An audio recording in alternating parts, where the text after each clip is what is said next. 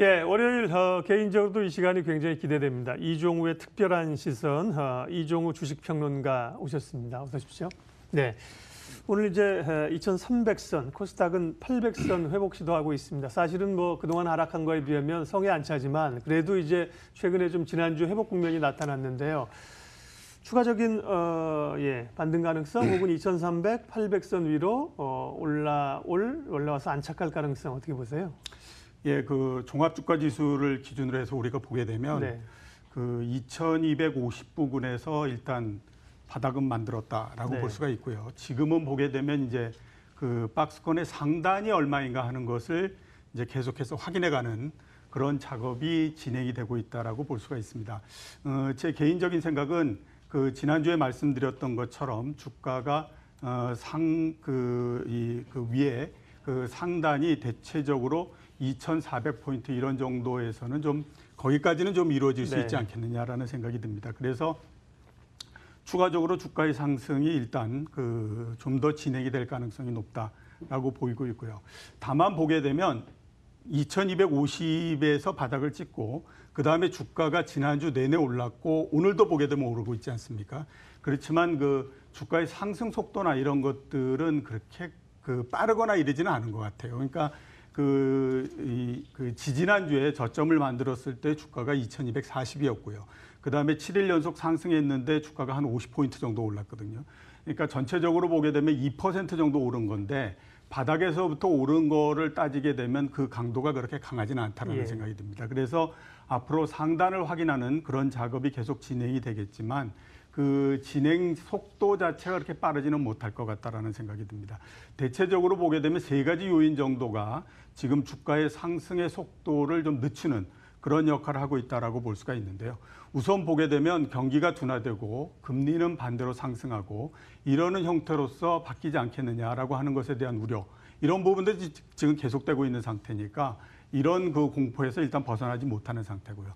두 번째 보게 되면 주가가 바닥을 만들었다라고 하더라도 고점을 우리가 생각해 보게 되면 2,400포인트 정도면 상하단의 폭이 150포인트 정도밖에 안 되는 거죠. 그러니까 상대적으로 그 폭이 그렇게 크지는 않기 때문에 이게 상승 속도가 그렇게 빠르게 나거나 이르기가 좀 어렵다라고 하는 측면이 상당히 또 걸리는 부분들이고요. 또 하나 보게 되면 시장이 그동안 떨어지는 동안에도 호재가 없었던 것은 아닙니다. 호재가 상당히 있었지만 지금도 그렇고요. 과거에도 그렇고 호재보다는 악재의 영향이 훨씬 더 크고 그게 또 주가를 이제 그 많이 움직이는 그런 역할을 하다 보니까 앞으로 어떤 악재가 또 발생할지 모른다라고 하는 우려, 이런 부분들이 계속되고 있어서 이런 것들이 지금 역할을 하고 있는 그런 부분들입니다. 그래서 추가적으로 지금 주가가 바닥을 만들고 상단을 확인하는 그런 과정이 진행되고 있고 그 상단이 2,400포인트 부근까지 만들어질 가능성은 높지만 속도가 그렇게 빠르게 진행되거나 그럴 가능성은 그렇게 높지 않다라는 생각이 듭니다. 예, 그러면 이제 코스닥에 관한 것도 궁금하실 것 같아서 추가적으로 하나만 여쭤보겠습니다. 사실 뭐 밀려날 때는 코스닥이 훨씬 더 그 충격을 받으면서 투자 심리가 약하면서 뭐 하루에 3% 밀리고 이렇게 가지 않았습니까? 그러면 이제 그랬죠. 코스닥의 반등 흐름은 지금 말씀하신 코스피와 뭐 비슷한 범주 안에 있습니까? 아니면 좀 더 다른 양상으로 갈 수 있나요? 그 비슷한 범주 내에서 있겠지만 네네. 약간 다른 모양을 보일 가능성도 있다라는 생각이 드는데요.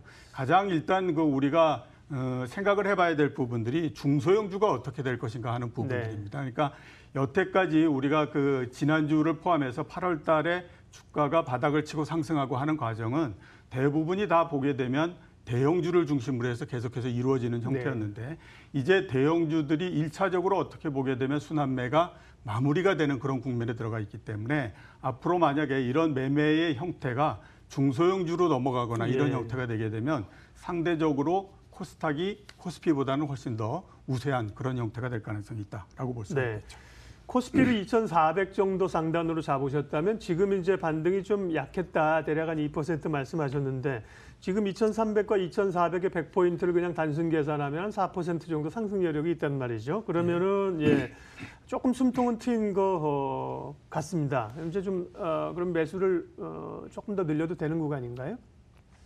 예, 지금 앞으로도 보면 일단 어느 정도 매수를 할 수 있는 그런 그 기회가 되고 또 그게 이제 바람직한 전략이다 이렇게 볼 수는 있겠지만 워낙 지금 시장이 순환매 형태를 계속 지속을 하고 있기 때문에 그 매수를 한다고 하더라도 그렇게 수익이 높지 못하다라고 하는 부분들을 좀 유의를 하셔가지고 접근을 하셨으면 하는 생각입니다. 8월 달에만 보게 되면요. 바이오 주식에서 시작해서 조선주로 갔고 그다음에 반도체로 갔고 마지막에 또 유통주로 가고 이런 형태가 되지 않습니까? 그러니까 굉장히 빠른 속도로서 주가의 매매 형태가 굉장히 움직였다라고 볼 수가 있는데요. 이런 종목들의 특징을 보게 되면 이전에 하락폭이 컸다라고 하는 그런 공통점을 갖고 있습니다. 그러니까 지금 주식시장을 움직이고 있는 힘이 어디에 있느냐라고 하는 것들을 볼 수가 있는데 지금 주식시장을 움직이고 있는 힘 자체가 어떤 기업 실적이 좋거나 이런 부분보다는 주가가 얼마만큼 떨어졌느냐 하는 거를 가지고 판단하는 형태이죠. 그러니까 결국 주가의 수준과 그 전에 고점 대비 하락폭 이 부분들이 이제 주가를 움직이는 힘이 된다라고 볼 수가 있으니까 앞으로 우리가 주식시장에 접근할 때에 중심적인 지표로서 한번 생각을 해봐야 될 부분 중에 하나가 뭐냐면 과연 고점 대비해서 하락폭이 어떻게 되느냐 그리고 그 마지막 점에서부터 얼마만큼 반등을 했느냐 하는 그 단순한 주가 이런 부분들을 놓고 생각해 볼 필요가 있는데요. 물론 여기에서 그 기업 실적이 굉장히 나쁘고 향후에 과연 이 기업이 살아남을 수 있을 것인가 못 살아남을 것인가 하는 것에 대한 두려움 이런 것이 있는 주식들은 빼고요. 나머지에서 상당히 중요하게 생각해야 될 부분들이 결국 보게 되면 하락률 이런 부분들이 아닌가라는 생각이 듭니다. 예, 그러면 이제 옆에 고기 잡는 사람들 옆에 가치금을 던져서 이제 대어를 낳기는 어려운 그런 장이라고 한다면 지금 말씀하신 업종이나 섹터별 종목을 좀 더 세분화해서 예. 지금 장에서 좀 들어가도 좋을 만한 업종 혹은 조금 일부 좀 차익 실현하거나 빠져야 할 업종, 섹터 어떤 게 있을까요? 예, 제가 앞에서 말씀드렸던 네. 것처럼 1차적으로 순환매는 좀 마무리 국면에 있다라고 말씀드리지 않았습니까? 네. 그럼 앞으로 우리가 이 매매가 어떻게 될 것인가 하는 부분들에 대해서 한번 생각해 봐야 될 텐데 한 번의 순환매로서 끝날 것 같지는 않고요. 또 순환매가 계속되는 형태가 될 가능성이 높습니다. 그리고 이 그 추가적인 순환매 형태는 1차 순환매가 왔을 때의 종목들을 추려가지고 계속 진행되는 형태가 될 걸로 그렇게 생각이 되고 있기 때문에 일단 매수를 해야 될 그 업종이나 이런 것들을 한번 생각해 보게 되면요. 1차 순환매 때 참여했고 그다음에 이 조정을 하는 과정 속에서 저점이 그 전의 저점보다도 높아지는 그런 업종들이 좋다라는 생각이 드는데요. 우선 보게 되면 조선이 아직까지는 그 범주 내에 있다라고 볼 수 있고 그다음에 안정적인 수익을 내고 있는 통신업이라고 하는 통신업이 역시 또 보게 되면 그 부류에 참여하고 있다라고 볼 수가 있기 때문에 추가적으로 이 두 번째의 순환매 이런 것들을 고려해서 그런 종목들을 한번 보유하실 필요가 있고요. 대신에 이제 한번 좀 이렇게 덜어냈으면 좋겠다라고 하는 종목은 이렇게 순환매에 참여하고 이런 기는 하지만은 전체적으로 봤을 때 실적에 대한 우려 이 부분들이 계속되고 있는 주식 이것들은 별로 그렇게 좋은 주식은 아니거든요. 그 반도체가 최근에 좀 주가가 상승을 하기는 했지만 아직까지는 보게 되면 실적에 대한 두려움 이 부분들이 계속되고 있는 것 같습니다. 그렇기 때문에 이번 같은 경우에 그 추가적인 매수 이 대상에서는 좀 제외시켜서 생각하실 필요가 있고요. 앞에서 말씀드렸던 것처럼 제일 관건이 되고 있는 부분들은 과연 중소형주를 어떻게 보고 접근을 할 것인가 하는 부분들입니다. 그 대형주가 상승을 하고 난 다음에 시간이 지나서 중소형주로 매기가 넘어가고 이러는 패턴들은 지속적으로 그리고 많이 나타났던 형태이기 때문에 이제는 중소형주 쪽에도 좀 관심을 가지실 필요가 있다. 이렇게 생각을 하고 있습니다. 네, 순환매 관련된 말씀하시면서 굉장히 좀 흥미롭다고 할까요? 또 배운 게 있는. 보통 우리 순환매 하면 계속 주도주 없이 돌아가니까 이제 한번 이제 앞에서 소위 수익을 냈던 종목은 빠지고 새로운 선수들이 계속 나올 것 같은데 그것도 이제 패턴이 있다는 거군요. 그러니까 이제 쉬어가면서 다시 올라오는 그런 섹터가 있고 그런 쪽에 공략을 하는 게 좋겠다. 예. 조선, 화학, 통신 등을 대표적으로 이제 꼽으셨고요. 예, 조금 거시적인 얘기를 좀 하겠습니다. 예, 미증시는 잘 나가고 있고 이제 파월 얘기가 예상대로 자신감, 경제에 대한 자신감, 금리 올리겠다는 얘기를 하는데 한국은행이 고민인 거죠. 이번 주 금요일 8월 31일 날 금토위가 있는데 가뜩이나 금리를 좀 올릴 시기를 저울질하고 있는데 지금 분위기 자체는 더 좀 인상 카드를 꺼내기 어려운 분위기로 갑니다. 관전 포인트 좀 알려주시죠. 예, 그렇죠. 네. 지금 이 8월 달에 이 고용 지표가 발표되기 전까지만 하더라도 네.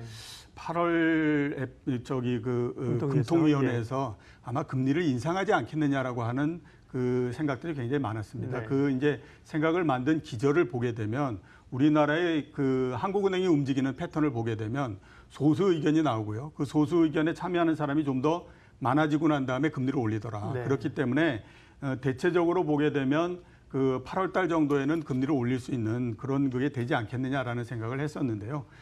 문제는 이제 8월 달에 고용 지표가 굉장히 나쁘게 나오면서 이제는 그럴 가능성이 상당히 좀 낮아졌다라고 볼 수밖에 없는 그런 상황이 됐다라고 생각이 됩니다. 만약에 8월 달에 금리를 올리면서 경기가 더 나쁜 모양으로서 일단 되게 되면 한국은행이 경기를 더 나쁘게 만들었다라고 하는 것에 대한 책임을 져야 되는 네. 그런 부분들이기 때문에 아마 쉽지는 않을 거다라는 생각이 들고요. 그렇기 때문에 8월 달에 금리를 인상하거나 이럴 가능성은 그렇게 높지 않다라고 보입니다.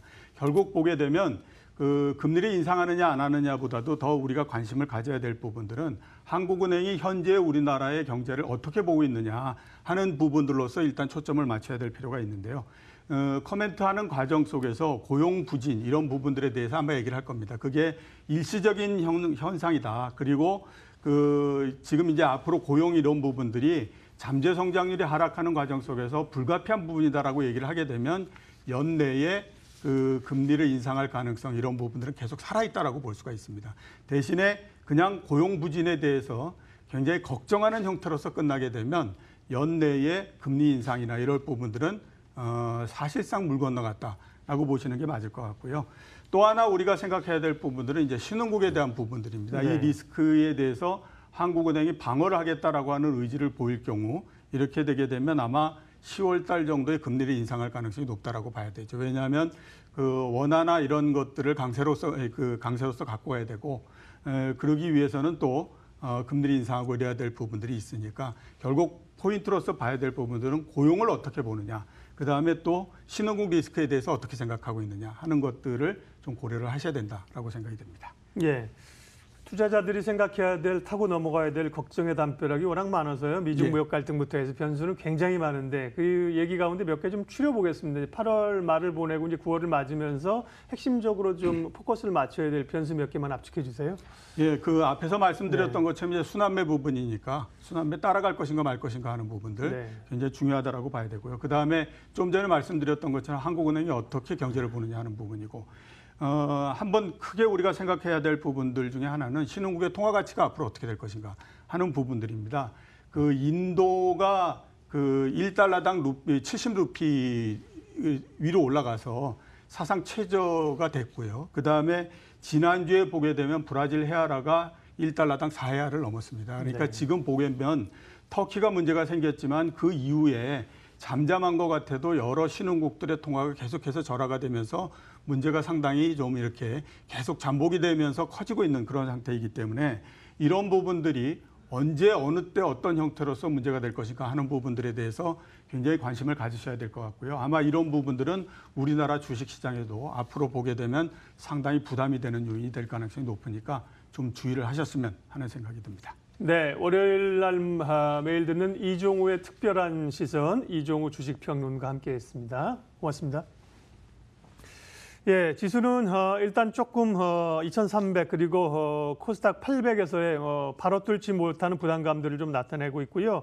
오늘 극적인 건 사실 환율입니다. 달러 원 환율이 지금 이제 5원이나 하락하니까 강세인 거죠. 환율은 원화는 굉장히 강세 흐름으로 가면서 1,113원까지 지금 내려와 있는 상황입니다. 긍정적인 거죠. 예, 출발 마켓온 오늘 순서는 여기까지 하겠습니다. 고맙습니다.